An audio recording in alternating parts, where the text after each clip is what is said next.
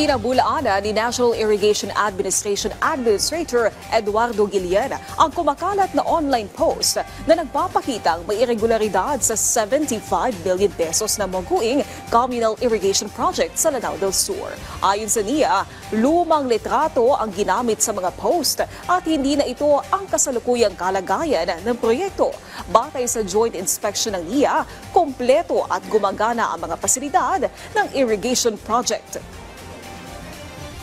Tayo naman po, nananawagan lang tayo sa, of course, sa social media, ito po sa main news natin, sa mga pa natin, na sana mag-validate muna, mag-verify muna ng mga news bago i-post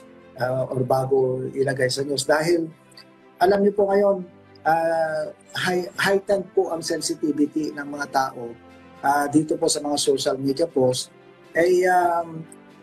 talaga pong madaling makasira sa isang ahensya, pag may mga negative kaagad na mga post, tapos hindi naman pala verified, hindi naman pala totoo. So yun lamang po ang hinihingi namin bago sana mag-post ng mga ganyan ay kunin din yung side muna ng concern na ahensya, in this case, ang NIA,